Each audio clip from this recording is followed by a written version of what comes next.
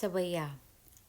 शोर सुनियो जब दैतन को, तब चंड प्रचंड तच ਅੱਖੀਆਂ। ਦੇਵੀ ਨੇ ਜਦ ਦੈਂਤਾਂ ਦਾ ਸ਼ੋਰ ਸੁਣਿਆ ਤਾਂ ਪ੍ਰਚੰਡ ਚੰਡੀ ਨੇ ਕ੍ਰੋਧ ਭਰੀ ਦ੍ਰਿਸ਼ਟੀ ਨਾਲ ਘੂਰਿਆ। ਹਰ ਧਿਆਨ ਛੁਟਿਓ ਮਨ ਕੋ ਸੁਣ ਕੇ, ਤੁਨ ਟੁੱਟ ਖਗੇਸ ਗਈਆਂ ਪੱਖੀਆਂ। ਹਰ ਧਿਆਨ ਛੁਟਿਓ ਮਨ ਕੋ ਸੁਣ ਕੇ, ਤੁਨ ਟੂਟ ਖਗੇਸ ਗਈ ਪੱਖੀਆਂ। ਉਸਨੇ ਗਰਜਨਾ ਦੀ ਧੁਨ ਸੁਣ ਕੇ ਸ਼ਿਵ ਦਾ ਧਿਆਨ ਛੁੱਟ ਗਿਆ ਅਤੇ ਪੰਛੀਆਂ ਦੇ ਰਾਜੇ ਗਰੁੜ ਦੀਆਂ ਖੰਭੜੀਆਂ ਟੁੱਟ ਗਈਆਂ। ਦ੍ਰਿਗਜੁਆਲ ਬੜਵਾਨਲ ਜਿਉ, ਕਵ ਨੇ ਉਪਮਾ ਤਹਿ ਕੀ ਲਖੀਆਂ। ਚੰਡੀ ਦੀਆਂ ਅੱਖਾਂ ਦੀ ਜਵਾਲਾ ਬੜਵਾਨਲ ਸਮੁੰਦਰੀ ਅੱਗ ਵਾਂਗ ਵੱਧ ਗਈ। ਕਵੀ ਨੇ ਉਸ ਦੀ ਉਪਮਾ ਇਸ ਤਰ੍ਹਾਂ ਮਹਿਸੂਸ ਕੀਤੀ। ਸਭ ਛਾਰ ਪਇਓ ਦਲ ਦਾਨਵ ਕੋ, ਜਿਮ ਘੂਮ ਹਲਾਹਲ ਕੀ ਮੱਖੀਆਂ। ਕਿ ਦੈਂਤਾਂ ਦਾ ਸਾਰਾ ਦਲ ਇੰਝ ਸੜ ਕੇ ਸੁਆਹ ਹੋ ਗਿਆ, ਜਿਵੇਂ ਜ਼ਹਿਰ ਹਲਾਹਲ ਉੱਪਰ ਘੁੰਮਣ ਵਾਲੀਆਂ ਮੱਖੀਆਂ ਨਸ਼ਟ ਹੋ ਜਾਂਦੀਆਂ ਹਨ। ਦੋਹਰਾ।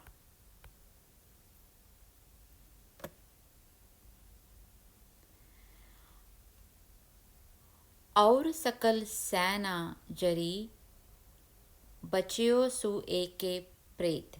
ਹੋਰ ਸਾਰੀ ਸੈਨਾ ਸੜ ਗਈ, ਕੇਵਲ ਏਕ ਦੈਂਤ ਹੀ ਬਚਿਆ। ਚੰਡ ਬਚਾਇਓ ਜਾਣ ਕੇ ਔਰਨ ਮਾਰਨ ਹੇਤ। ਉਸ ਨੂੰ ਹੋਰਨਾਂ ਨੂੰ ਮਾਰਨ ਲਈ ਚੰਡੀ ਨੇ ਜਾਣ ਬੁੱਝ ਕੇ ਬਚਾਇਆ। ਭਾਜ ਨਿਸਾਚਰ ਮੰਦ ਮਤ, ਕਹਿ ਸੁੰਭ ਪਹਿ ਜਾਏ। ਉਹ ਮੂਰਖ ਦੈਂਤ ਭੱਜ ਕੇ ਸੁੰਭ ਕੋਲ ਗਿਆ। ਤੋਮਰ ਨੈਣ ਸੈਨਾ ਸਹਿਤ, ਡਾਰਿਓ ਚੰਡ ਖਪਾਈ। ਅਤੇ ਕਹਿਣ ਲੱਗਾ ਕਿ ਸੈਨਾ ਸਹਿਤ ਧੂਮਰਲੋਚਨ ਨੂੰ ਚੰਡੀ ਨੇ ਨਸ਼ਟ ਕਰ ਦਿੱਤਾ ਹੈ।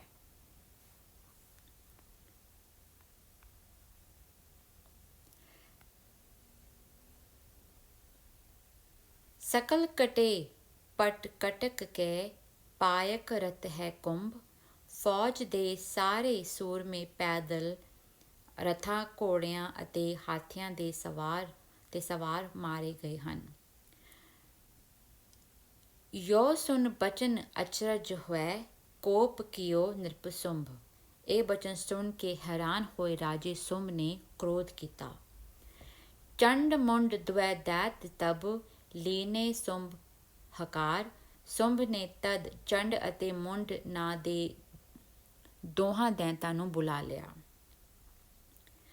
ਚਲ ਆਏ ਨਿਰਪ ਸਭਾ ਮਹਿ, ਕਰ ਲੀਨੇ ਅਸ ਢਾਰ। ਜੋ ਰਾਜੇ ਦੇ ਸਭਾ ਵਿੱਚ ਹੱਥਾਂ ਵਿੱਚ ਤਲਵਾਰਾਂ ਅਤੇ ਢਾਲਾਂ ਲੈ ਕੇ ਆ ਗਏ। ਅਬ ਬੰਧਨ ਦੋਨੇ ਕੀਓ ਬੈਠਾਏ, ਨਿਰਪ ਤੀਰ। ਦੋਹਾਂ ਨੇ ਰਾਜੇ ਨੂੰ ਪ੍ਰਣਾਮ ਅਭਿਬੰਦਨ ਕੀਤਾ। ਰਾਜੇ ਨੇ ਉਹਨਾਂ ਨੂੰ ਆਪਣੇ ਕੋਲ ਬਿਠਾ ਲਿਆ। ਪਾਨ ਦਏ ਮੁਖ ਤੇ ਕਹਿਓ, ਤੁਮ ਦੋਨੋਂ ਸਮ ਬੀਰ। ਅਤੇ ਪਾਨ ਦਾ ਬੀੜਾ ਦਿੰਦਿਆਂ ਹੋਇਆਂ ਮੁਖ ਤੋਂ ਕਿਹਾ ਕਿ ਤੁਸੀਂ ਦੋਵਾਂ ਮੇਰੇ ਬਲਵਾਨ ਯੋਧਾ ਹੋ। ਨਿਜ ਕਟ ਕੋ ਫੈਂਟਾ ਦਿਓ, ਅਰ ਜਮਤਰ ਕਰਵਾਰ। ਰਾਜੇ ਨੇ ਆਪਣਾ ਕਮਰ ਕਸਾ ਅਤੇ ਕਟਾਰ ਤੇ ਤਲਵਾਰ ਉਹਨਾਂ ਨੂੰ ਦਿੱਤੀਆਂ। ਲਿਆਵਹੁ ਚੰਡ ਬਾਧ ਕੇ, ਨਾਤਰ ਡਾਰੋ ਮਾਰ। ਅਤੇ ਕਿਹਾ ਕਿ ਚੰਡੀ ਨੂੰ ਬੰਨ ਲਿਆਓ, ਨਹੀਂ ਤਾਂ ਮਾਰ ਦਿਓ। ਸਵਈਆ। ਕੋਪ ਚੜੇ ਰਨ ਚੰਡ ਆਓ, ਮੁੰਡ ਸੂ ਲੈ ਚਤੁਰੰਗਨ ਸੈਨ ਭਲੀ। ਚੰਡ ਅਤੇ ਮੁੰਡ ਕ੍ਰੋਧਵਾਨ ਹੋ ਕੇ ਸ਼੍ਰੇਸ਼ਟ ਚਤੁਰੰਗਨੀ ਸੈਨਾ ਲੈ ਕੇ ਚੰਡੀ ਨਾਲ ਯੁੱਧ ਕਰਨ ਲਈ ਚੜ੍ਹ ਚਲੇ। ਤਬ ਸੇਸ ਕੇ ਸੀਸ ਤਰਾਂ ਲਰਜੀ, ਜਨ ਮਧ ਤਰੰਗਨ ਨਾਵ ਹਲੀ। ਤਦ ਸ਼ੇਸ਼ਨਾਗ ਦੇ ਸਿਰ ਉੱਪਰਲੀ ਧਰਤੀ ਡੋਲ ਗਈ, ਮਾਨੋ ਨਦੀ ਤਰੰਗਨ ਵਿੱਚ ਬੇੜੀ ਡੋਲਦੀ ਹੋਵੇ। ਖੁਰ ਬਾਜਨ ਤੂਰ ਉਡੀ, ਨਭ ਕੋ ਕਵ ਕੇ ਮਨ ਤੇ ਉਪਮਾ ਨਾ ਟਲੀ। ਕੋੜਿਆਂ ਦੇ ਖੁਰਾਂ ਨਾਲ ਆਕਾਸ਼ ਵੱਲ ਉੱਡੀ ਧੂੜ ਨੂੰ ਵੇਖ ਕੇ ਕਵੀ ਦੇ ਮਨ ਵਿੱਚੋਂ ਉਪਮਾ ਦੇਣ ਦਾ ਵਿਚਾਰ ਦੂਰ ਨਾ ਹੋਇਆ। ਪਵ ਪਾਰ ਅਪਾਰ ਨਿਵਾਰਨ ਕੋ ਤਰਨੀ ਮਨੋ ਭ੍ਰਮ ਕੇ ਲੋਕ ਚਲੀ। ਮਾਨੋ ਸੰਸਾਰ ਦੇ ਅਪਾਰ ਭਾਰ ਨੂੰ ਉਤਾਰਨ ਲਈ ਧਰਤੀ ਬ੍ਰਹਮ ਲੋਕ ਨੂੰ ਚਲੀ ਹੋਵੇ। ਦੋਹਰਾ। ਚੰਡ ਮੁੰਡ ਦੈਤਨ ਦੁਹੂੰ ਸਭਨ ਪ੍ਰਬਲ ਦਲ ਲੀਨ। ਚੰਡ ਅਤੇ ਮੁੰਡ ਦੋਹਾਂ ਦੈਂਤਾਂ ਨੇ ਆਪਣੇ ਨਾਲ ਬਲਵਾਨ ਅਤੇ ਪ੍ਰਬਲ ਸੂਰਮਿਆਂ ਦਾ ਦਲ ਲੈ ਲਿਆ। ਨਿਕਟ ਜਾਏ ਗਿਰ ਘੇਰ ਕੈ ਮਹਾਂ ਕੋਲਾਹਲ ਕੀਨ। ਪਰਬਤ ਦੇ ਨੇੜੇ ਜਾ ਕੇ ਘੇਰਾ ਪਾ ਲਿਆ ਅਤੇ ਖੂਬ ਹੱਲਾ ਗੁੱਲਾ ਮਚਾ ਦਿੱਤਾ। ਸਵਈਆ। ਜਬ ਕਾਨ ਸੁਨੀ ਧੁਨ ਦੈਤਨ ਕੀ ਤਬ ਕੋਪ ਕੀਓ ਗਿਰਜਾ ਮਨ ਮੈਂ। ਜਦ ਦੈਂਤਾਂ ਦਾ ਰੌਲਾ ਕੰਨਾਂ ਨਾਲ ਸੁਣਿਆ ਤਾਂ ਦੁਰਗਾ ਨੇ ਆਪਣੇ ਮਨ ਵਿੱਚ ਕ੍ਰੋਧ ਕੀਤਾ। ਚੜ ਸਿੰਘ ਸੋ ਸੰਖ ਬਜਾਈ ਚਲੀ ਸਭ ਆਯੁਧ ਤਾਰ ਤਬੇ ਤਨ ਮੈਂ। ਤਦੋਂ ਸਰੀਰ ਉੱਤੇ ਸਾਰੇ ਅਸਤਰ ਸ਼ਸਤਰ ਸਜਾ ਕੇ ਸੰਖ ਵਜਾਉਂਦੇ ਹੋਏ ਸ਼ੇਰ ਉੱਤੇ ਚੜ੍ਹ ਕੇ ਯੁੱਧ ਲਈ ਵੱਧ ਚਲੀ। ਗਿਰ ਤੇ ਉਤਰੀ ਦਲ ਬੈ ਰਨ ਕੈ ਪਰ ਯੋ ਉਪਮਾ ਉਪਜੀ ਮਨ ਮੈਂ। ਪਰਬਤ ਤੋਂ ਉਤਰ ਕੇ ਵੈਰੀਆਂ ਦੇ ਦਲ ਉੱਤੇ ਇੰਝ ਪਈ ਜਿਸ ਦੀ ਉਪਮਾ ਮੇਰੇ ਮਨ ਵਿੱਚ ਇਹ ਪੈਦਾ ਹੋਈ। ਨਭ ਤੇ ਬਹਿਰ ਲਖ ਛੂਟ ਪਰੀ ਜਨ ਕੂਕ ਕੁਲੰਗਨ ਕੇ ਗਨ ਮੈਂ। ਮਾਨੋ ਕੁੰਜਾਂ ਦੀ ਡਾਰ ਨੂੰ ਵੇਖ ਕੇ ਆਕਾਸ਼ ਤੋਂ ਬਾਜ਼ ਨੇ ਝਪਟਾ ਮਾਰਿਆ ਹੋਵੇ। ਚੰਡ ਕੁਵੰਡ ਤੇ ਬਾਣ ਛੁਟੇ ਇੱਕ ਤੇ 10 ਤੇ ਸਹਸ ਤਹਿ ਬਾਡੇ। ਚੰਡੀ ਦੀ ਕਮਾਨ ਤੋਂ ਛੁੱਟੇ ਹੋਏ ਤੀਰ 1 ਤੋਂ 10 ਅਤੇ 100 ਤੋਂ 1000 ਦੀ ਗਿਣਤੀ ਵਿੱਚ ਵਧੀ ਜਾ ਰਹੀ ਸਨ। ਲਚਕ ਹੋਈ ਕਰ ਜਾਈ ਲਗੇ ਤਨ ਦੈਤਨ ਮਾਚ ਰਹੇ ਗੜ ਗਾਡੇ। ਅਤੇ ਫਿਰ ਲੱਖਾਂ ਹੋ ਕੇ ਦੈਂਤਾਂ ਦੇ ਤਨ ਵਿੱਚ ਵੱਜਦੇ ਸਨ ਅਤੇ ਪੱਕੇ ਤੌਰ ਤੇ ਉੱਥੇ ਗੜੇ ਜਾਂਦੇ ਸਨ। ਕੋਕਵ ਤਾਹੇ ਸਰਾਹ ਕਰੇ ਅਤੀਸੇ ਉਪਮਾ ਜੂ ਪਈ ਬਿਨ ਕਾਢੇ। ਕਿਹੜਾ ਕਵੀ ਉਹਨਾਂ ਦੀ ਸਿਫਤ ਕਰ ਸਕਦਾ ਹੈ। ਉਹਨਾਂ ਨੂੰ ਬਿਨਾਂ ਕੱਢਿਆਂ ਦੀ ਸਥਿਤੀ ਦੀ ਵੱਡੀ ਉਪਮਾ ਇਉਂ ਬਣਦੀ ਹੈ। ਫਾਗੁਨ ਪਉਨ ਕੇ ਗਉਨ ਪਏ ਜਨ ਪਾਤ ਬਿਹਿਨ ਰਹੇ ਤਰ ਡਾਠੇ। ਮਾਨੋ ਫੱਗਣ ਦੀ ਹਵਾ ਦੇ ਚੱਲਣ ਨਾਲ ਪੱਤਰਾਂ ਤੋਂ ਵਾਂਝੇ ਬ੍ਰਿਛ ਖੜੋਤੇ ਹੋਣ। ਮੁੰਡ ਲਈ ਕਰਵਾਰ ਹਕਾਰ ਕੈ ਕੇਹਰ ਕੇ ਅੰਗ ਅੰਗ ਪ੍ਰਹਾਰੇ।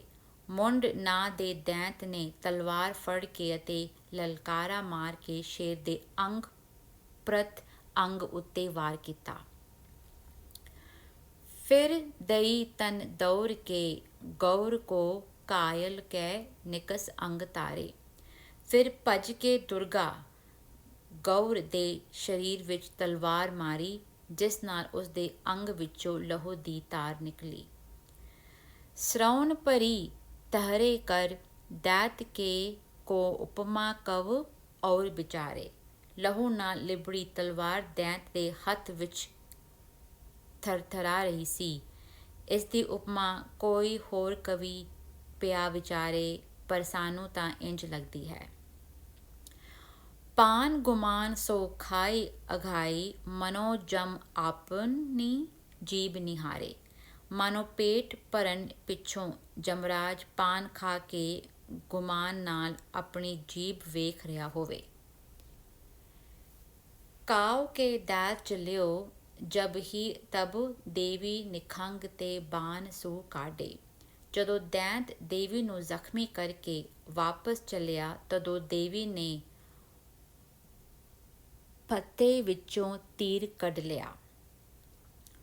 ਕਾਨ ਪ੍ਰਮਾਨ ਲਓ ਖੈਚ ਕਮਾਨ ਚਲਾਵਤ ਏਕ ਅਨੇਕ ਹੋਏ ਬਾਡੇ। ਕਮਾਨ ਨੂੰ ਕੰਨ ਤੱਕ ਖਿੱਚ ਕੇ ਇੱਕ ਤੀਰ ਚਲਾਇਆ ਜੋ ਵੱਧ ਕੇ ਅਨੇਕ ਹੋ ਗਏ। ਮੁੰਡ ਲੈ ਟਾਲ ਦਈ ਮੁਖ ਓਟ ਤਸੇ ਤੇ ਮੱਧ ਰਹੇ ਗਡਗਾਡੇ। ਮੁੰਡ ਦੈਂਤ ਨੇ ਢਾਲ ਲੈ ਕੇ ਮੂੰਹ ਨੂੰ ਓਟ ਦਿੱਤੀ, ਪਰ ਉਹ ਤੀਰ ਢਾਲ ਵਿੱਚ ਧਸ ਕੇ ਉੱਥੇ ਹੀ ਗੱਡੇ ਗਏ। ਮਾਨਹੁ ਕੂਰਮ ਪੀਠ ਪੈ ਨੀਠ ਪਏ ਸਹਸ ਫਨ ਕੇ ਫਨ ਡਾਠੇ। ਮਾਨੋ ਕੱਛੂ ਦੀ ਪਿੱਠ ਉੱਤੇ ਬੈਠੇ ਸ਼ੇਸ਼ਨਾਗ ਦੇ ਫਨ ਖੜੋਤੇ ਹੋਣ। ਸਿੰਘ ਹੀ ਪ੍ਰੇਰ ਕੇ ਆਗੇ ਪਈ ਕਰੀ ਮੈਂ ਅਸ ਲੈ ਬਰਚੰਡ ਸੰਭਾਰਿਓ। ਸ਼ੇਰ ਨੂੰ ਪ੍ਰੇਰ ਕੇ ਚੰਡੀ ਆਪਣੇ ਹੱਥ ਵਿੱਚ ਮਜ਼ਬੂਤ ਬਰ ਤਲਵਾਰ ਸੂਤ ਕੇ ਅੱਗੇ ਹੋਈ। ਮਾਰ ਕੇ ਧੂਰ ਕੀਏ ਚਕਚੂਰ ਗਿਰੇ ਅਰ ਪੂਰ ਮਹਾਰਨ ਪਾਰਿਓ। ਉਸਨੇ ਵੈਰੀਆਂ ਦੇ ਸਮੂਹ ਪੂਰ ਨੂੰ ਚਕਨਾਚੂਰ ਕਰਕੇ ਧੂੜ ਵਿੱਚ ਰੋਲ ਦਿੱਤਾ ਅਤੇ ਘਮਸਾਨ ਯੁੱਧ ਮਚਾਇਆ। ਫੇਰ ਕੇ ਘੇਰ ਲਿਓ ਰਨ ਮਾਹੀ ਸੋ ਮੁੰਡ ਕੋ ਮੁੰਡ ਜੁਦਾ ਕਰ ਮਾਰਿਓ। ਫਿਰ ਘੁੰਮ ਕੇ ਮੁੰਡ ਦੈਂਤ ਨੂੰ ਰਣ ਭੂਮੀ ਵਿੱਚ ਘੇਰ ਲਿਆ ਅਤੇ ਉਸਦਾ ਸਿਰ ਧੜ ਨਾਲੋਂ ਵੱਖ ਕਰ ਦਿੱਤਾ। ਐਸੇ ਪਰਿਓ ਤਰ ਉੱਪਰ ਜਾਈ ਜਿਉਂ ਬੇਲਹੀ ਤੇ ਕਦੂਆਂ ਕੱਟ ਡਾਰਿਓ।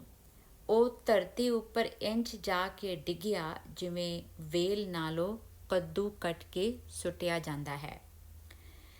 ਸਿੰਘ ਚੜੀ ਮੁਖ ਸੰਖ ਬਜਾਵਤ ਜਿਉਂ ਕੰਨ ਮੈਂ ਤੜਤਾ ਦੁੱਤ ਮੰਡੀ। ਸ਼ੇਰ ਉੱਤੇ ਸਵਾਰ ਅਤੇ ਮੋਹ ਨਾਲ ਸੰਖ ਵਜਾਉਂਦੀ ਹੋਈ ਦੇਵੀ ਇੰਝ ਲੱਗ ਰਹੀ ਸੀ ਜਿਵੇਂ ਬੱਦਲਾਂ ਵਿੱਚ ਬਿਜਲੀ ਦੀ ਚਮਕ ਫਬ ਰਹੀ ਹੈ। ਚੱਕਰ ਚਲਾਏ ਗਿਰਾਏ ਦਿਓ ਅਰ ਪਾਜਤ ਦੈਤ ਬੜੇ ਬਰਬੰਡੀ। ਚੱਕਰ ਚਲਾ ਕੇ ਉਸਨੇ ਵੈਰੀ ਨੂੰ ਡਿਗਾ ਦਿੱਤਾ ਅਤੇ ਵੱਡੇ ਵੱਡੇ ਬਲਵਾਨ ਦੈਂਤ ਭੱਜ ਗਏ। ਭੂਤ ਪਿਸਾਚਨ ਮਾਸ ਆਹਾਰ ਕਰੇ ਕਿਲਕਾਰ ਖਿਲਾਰ ਕੇ ਚੰਡੀ। ਭੂਤ ਅਤੇ ਪਿਸ਼ਾਚ ਮਾਸ ਖਾ ਰਹੇ ਸਨ ਅਤੇ ਸਿਰ ਦੇ ਵਾਲ ਖਿਲਾਰ ਕੇ ਕਿਲਕਾਰੀਆਂ ਮਾਰਦੇ ਸਨ। ਮੁੰਡ ਕੋ ਮੁੰਡ ਉਤਾਰ ਦਿਓ ਅਬ ਚੰਡ ਕੋ ਹਾਥ ਲਗਾਵਤ ਚੰਡੀ। ਚੰਡੀ ਕੇ ਮੁੰਡ ਦੈਂਤ ਦਾ ਸਿਰ ਉਤਾਰ ਦਿੱਤਾ। ਚੰਡੀ ਨੇ ਮੁੰਡ ਦੈਂਤ ਦਾ ਸਿਰ ਉਤਾਰ ਦਿੱਤਾ। ਹੁਣ ਚੰਡ ਦੈਂਤ ਨੂੰ ਹੱਥ ਲਾਉਂਦੀ ਹੈ ਅਰਥਾਤ ਯੁੱਧ ਕਰਦੀ ਹੈ। ਮੁੰਡ ਮਹਾਰਨ ਮਧ ਹਨਿਓ ਫਿਰਕੇ ਬਰ ਚੰਡ ਤਬੇ ਇਹ ਕੀਨੋ। ਮੁੰਡ ਨੇ ਰਣ ਵਿੱਚ ਮਾਰ ਕੇ ਪ੍ਰਚੰਡ ਚੰਡੀ ਨੇ ਤਦ ਇਹ ਕੀਤਾ। ਮਾਰ ਬਿਦਾਰ ਦਏ ਸਭ ਸੈਨ ਸੂ ਚੰਡਿਕਾ ਚੰਡ ਸੋ ਆਹਵ ਕੀਨੋ। ਕਿ ਚੰਡ ਦੈਂਤ ਨਾਲ ਯੁੱਧ ਕਰਕੇ ਉਸ ਦੀ ਸਾਰੀ ਸੈਨਾ ਨੂੰ ਮਾਰ ਕੇ ਨਸ਼ਟ ਕਰ ਦਿੱਤਾ। ਲੈ ਬਰਛੀ ਕਰ ਮੈਂ ਅਰ ਕੋ ਸਿਰਕੇ ਬਰ ਮਾਰ ਜੁਦਾ ਕਰ ਦੀਨੋ। ਹੱਥ ਵਿੱਚ ਬਰਛੀ ਲੈ ਕੇ ਵੈਰੀ ਦੇ ਸਿਰ ਵਿੱਚ ਜ਼ੋਰ ਨਾਲ ਮਾਰ ਕੇ ਉਸ ਨੂੰ ਧੜ ਨਾਲੋਂ ਵੱਖ ਕਰ ਦਿੱਤਾ। ਲੈ ਕੇ ਮਹੇਸ਼ ਤ੍ਰਿਸ਼ੂਲ ਗਣੇਸ਼ ਕੋ ਰੁੰਡ ਕੀਓ ਜਨ ਮੁੰਡ ਬਹੀਨੋ। ਮਾਨੋ ਸ਼ਿਵ ਨੇ ਤ੍ਰਿਸ਼ੂਲ ਲੈ ਕੇ ਗਣੇਸ਼ ਦੇ ਧੜ ਨੂੰ ਸਿਰ ਤੋਂ ਬਿਨਾਂ ਕਰ ਦਿੱਤਾ ਹੋਵੇ। ਇਤੇ ਸ਼੍ਰੀ ਮਾਰਕੰਡੇ ਪੁਰਾਣੇ ਸ਼੍ਰੀ ਚੰਡੀ ਚਰਿਤ੍ਰ ਚੰਡ ਮੁੰਡ ਬੱਧ ਚਤਰਥ ਤਯਾਈ। ਇੱਥੇ ਬਚਿੱਤਰ ਨਾਟਕ ਦੇ ਸ਼੍ਰੀ ਚੰਡੀ ਚਰਿਤ੍ਰ ਪ੍ਰਸੰਗ ਦੇ ਚੰਡ ਮੁੰਡ ਬੱਧ ਨਾਂ ਦਾ ਚੌਥਾ ਅਧਿਆਇ ਸਮਾਪਤ ਹੋਇਆ। ਸਭ ਸ਼ੁਭ ਹੈ।